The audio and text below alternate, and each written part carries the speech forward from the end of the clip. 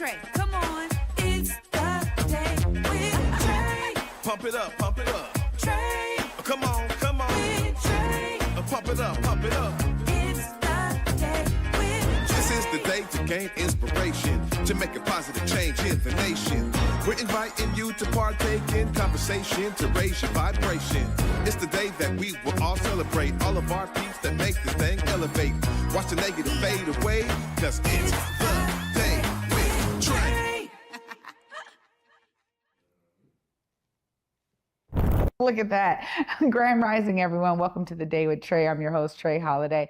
I get to welcome you to a magnificent Monday. I'm really excited for this discussion I get to have today with Vu Le. Y'all, we're going to be talking about his upcoming book, Nonprofit AF, and the work that he did to make sure that we understand the full spectrum of what we're dealing with nonprofits. But of course, this is the top of the show. So this is where you get to join us and help us grow by sharing this show with others who you feel could benefit from our daily dose of dopeness we give you on the Day with Trae.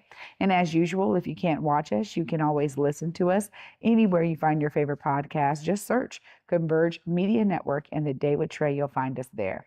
Well, before I get into it with Vu, I have to say that a couple years ago, I think maybe 2 seasons ago, we interviewed an amazing woman named Debbie who was here with her son to talk about their business, Fresh Family LLC.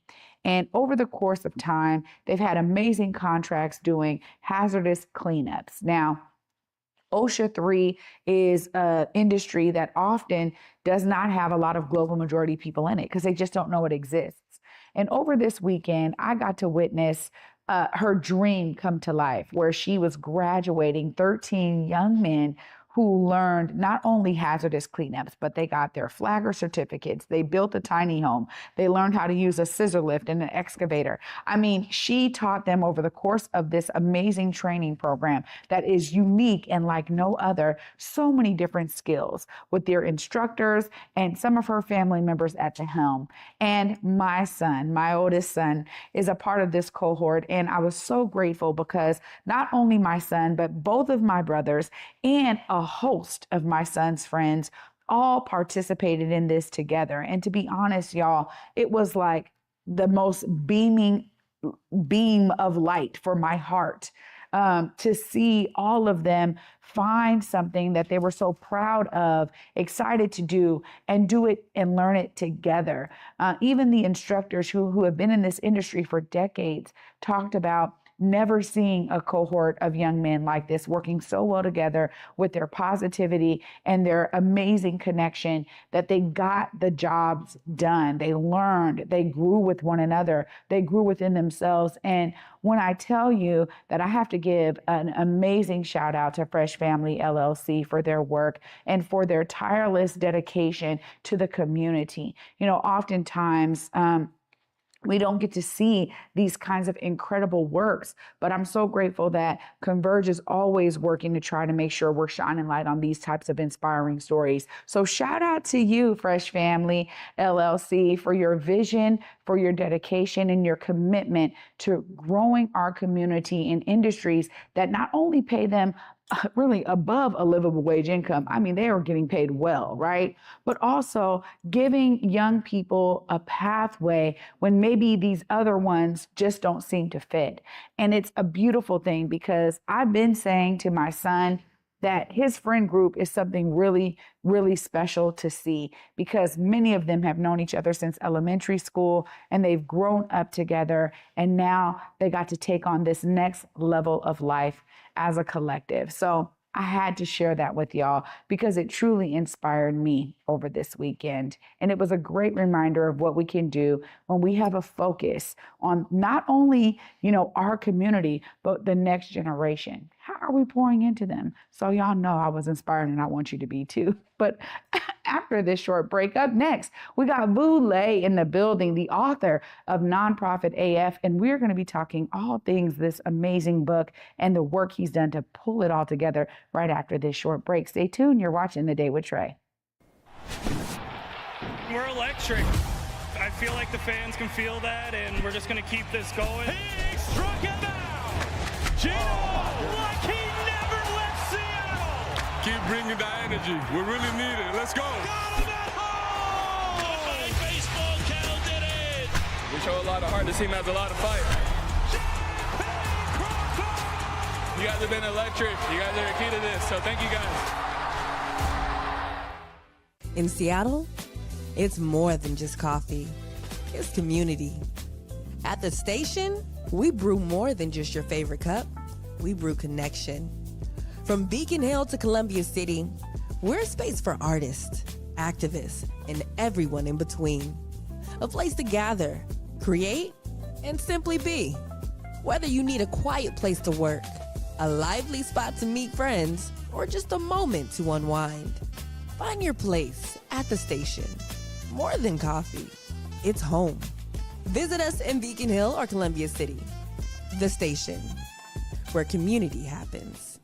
Here on Back to Vesa, it's always been important to me that we uplift stories from across the region, and that no matter where you live in the nation, you never have to miss a moment of the show as we continue to highlight the beauty, excellence, and resilience of our communities across the Pacific Northwest. Why? Because representation matters. So no matter where you live, be it the Central District or Centralia, Portland or Pullman, or anywhere across the country, I encourage you to join me on this Back to Vesa journey by downloading the free Fox Local app on your phone or smart TV as we continue to elevate the very best in our communities.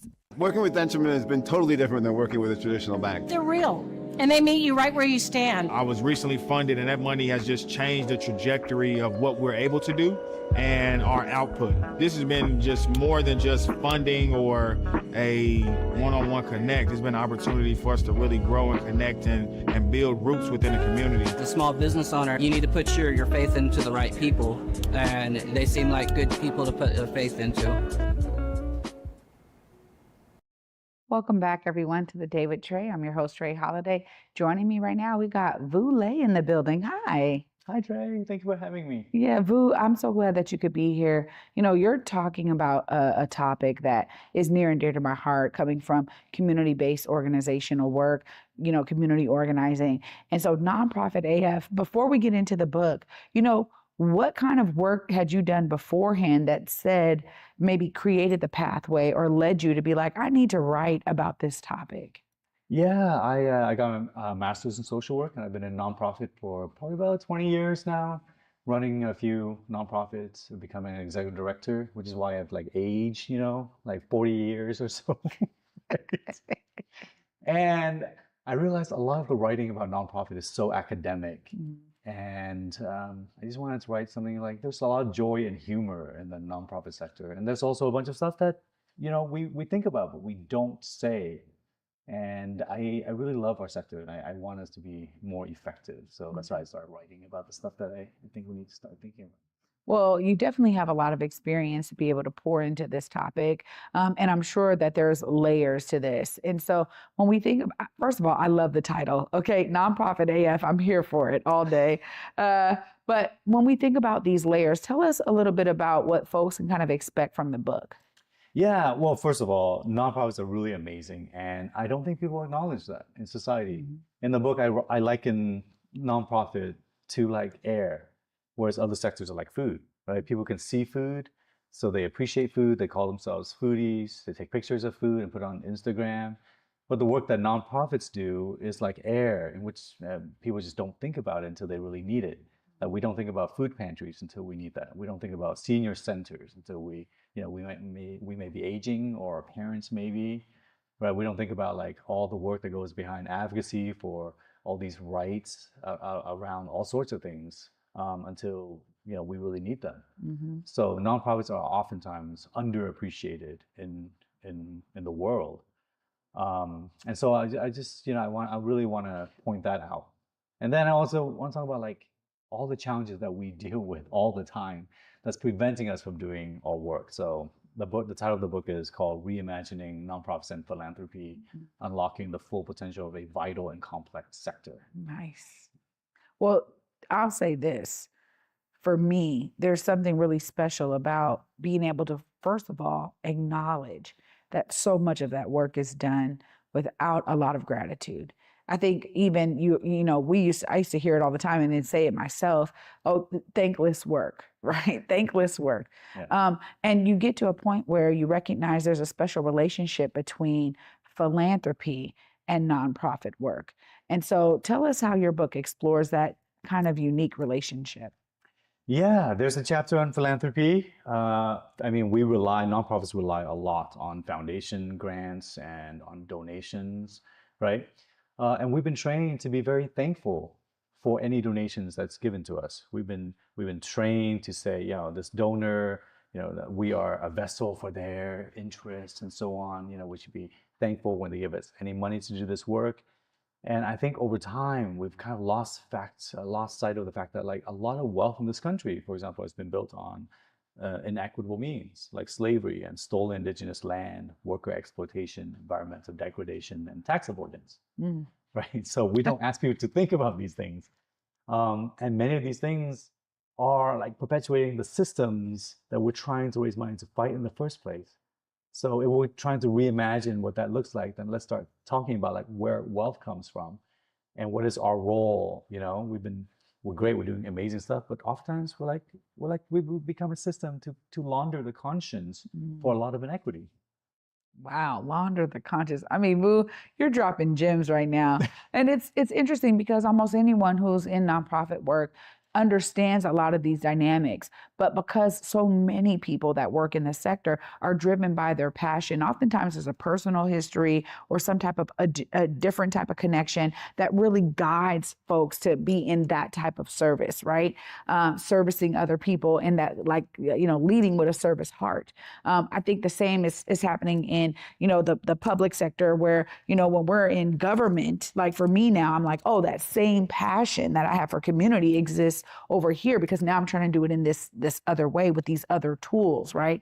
But there's something really special about the people behind a lot of these nonprofits who have that connection to all of it. So I really appreciate you sharing that. But we also have to talk about this because I've always understood, definitely being in it, began to understand what people would call the nonprofit industrial complex. And it was like, oh man, this competition for the same bucket of dollars, because we're all maybe in this kind of work. We're all serving our communities in these kinds of ways, right?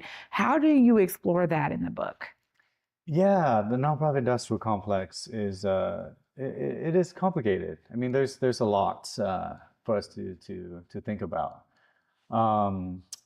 I just think about like why we exist in the first place, right? Because nonprofits exist oftentimes because of the failure in government, or because of like the capitalism. Like unchecked capitalism has led to so much inequity, right? And then couple that with people not wanting to pay taxes, corporations not wanting to pay their fair share of taxes, and then kind of outsourcing all the stuff that government should be doing onto people, and then so we form nonprofits. Right, so then it creates this entire complex, like you say, and so yeah, we do need to start thinking about that a lot more, and start thinking about like how do we actually work ourselves out of a job, right? How do we create a future where many of nonprofits are just not there? Many of us aren't working for nonprofits anymore. We could become wedding singers or stand-up comics or whatever, right? Artists. But over time, like we kind of lost that vision. And I think we start becoming very self-protectionistic. We start thinking about like, how do we maintain this nonprofit? How do we survive? And in some ways, it's because the work is so important, right? We provide really important services, but we need to start thinking like, how do we actually create a world where maybe many of these services are not needed because the world is more just and equitable? Yeah, it's something that has been a guiding light for me. And I recognize too that there are, I always think about like, we got here in a slow success, like it was so slow. So maybe it's still slow to like change it. But I appreciate this perspective of, working yourself out of a role essentially. Like, yeah, eventually this thing that I've been fighting for, we won, right? And so I appreciate that perspective. When you think of like, future, I mean, there's a lot here to consider around, what does this look like to have some level of sustainability while it's needed, while we're actually allowing those solutions to be sustainable so that it's no longer needed? What does it look like kind of long term for someone like yourself who's been working in nonprofits for so long? How do you maybe explore that in the book in terms of like the future state of nonprofits? Well, I talk about like Well, first of all, I talk about how important nonprofits have been throughout history. Nonprofits have played really vital roles in many of the rights that we enjoy today, you know. Um, and at the same time, we have a lot of challenges. And one of those things, in one of the chapters, I list like 9 of these challenges. I call them the 9 horsemen of nonprofit and philanthropic ineffectiveness. And one of those things is the loss of imagination. We've lost our ability to imagine a future. Many nonprofits have a vision statement, and the vision statement is usually very lofty. Like, we envision a world without racism. We envision a world without poverty.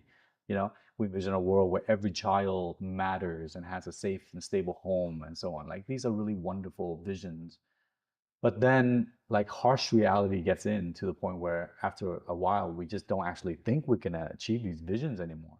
So we start becoming very practical and incremental, and we start thinking, how do I make the world just like a little bit less crappy, right? And that's how many nonprofits start to operate.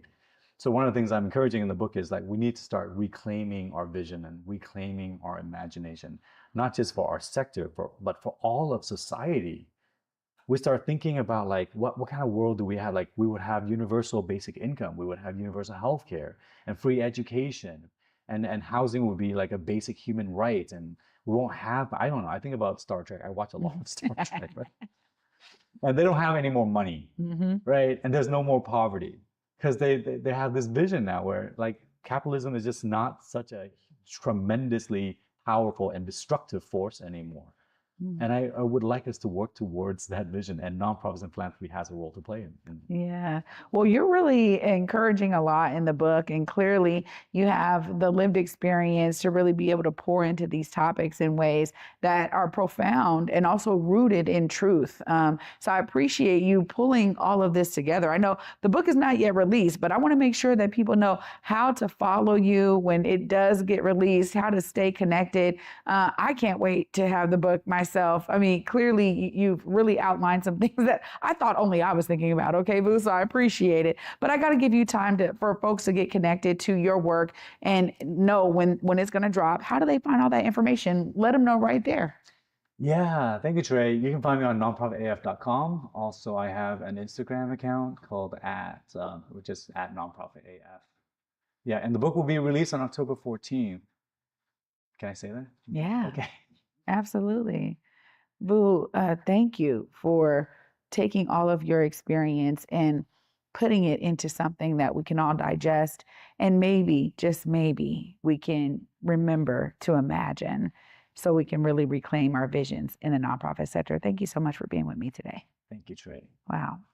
Y'all, what an amazing way to start the week. I will definitely be wrapping this up right after this short break. Stay tuned. You're watching The Day with Trae.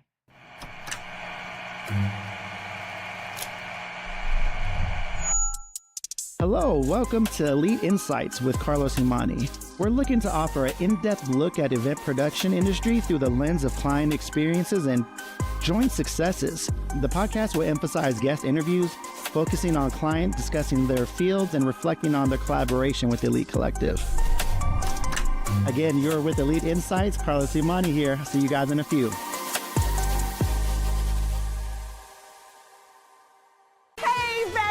What is a bestie? I like you.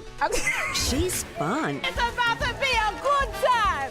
She's always looking out for you. Since you're my bestie, I will handle it for you. She makes you think. Here to uplift and empower. She's always encouraging. You are that girl. Chelsea Edwards, your bestie in daytime. Like, it's a spiritual moments. Chatting with Chelsea. New episodes weekdays at 5:30 or stream anytime on Fox Soul.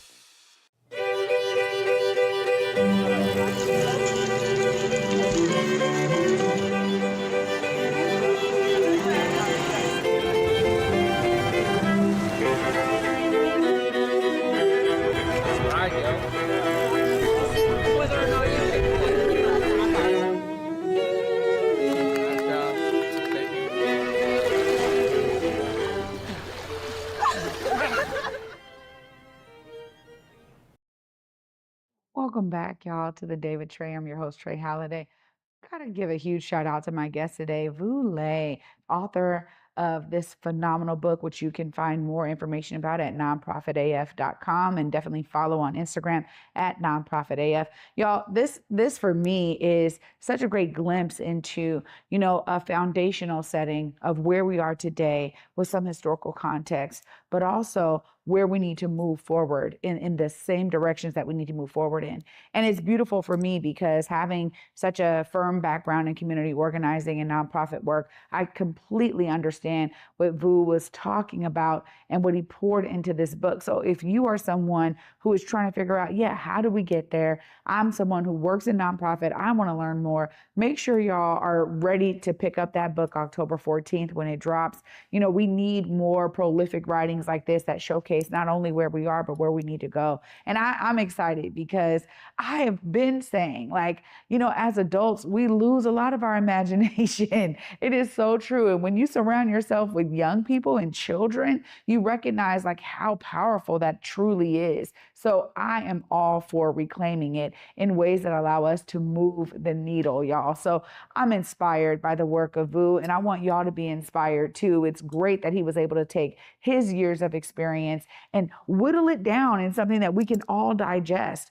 And so I encourage you, if you're someone who's really knowledgeable, well-versed in a particular sector that can use your brilliance, your foresight, your energy, your understanding to make sure that we either are growing in ways that reduce the need for that, or we're growing in ways that really allow the next generation to see themselves in the future of the work. I encourage you to get inspired, y'all. Maybe you don't write a book, but maybe you can do some workshops. Maybe you can offer, a free class at your local community center, to get young people to start thinking about themselves in that sector. I just think there's so many different ways that we can utilize our energy and our expertise to help the world be a better place. So I'm encouraging y'all to do that today. Of course, I'll be back with you tomorrow. And until then, at 11 a.m., y'all, peace.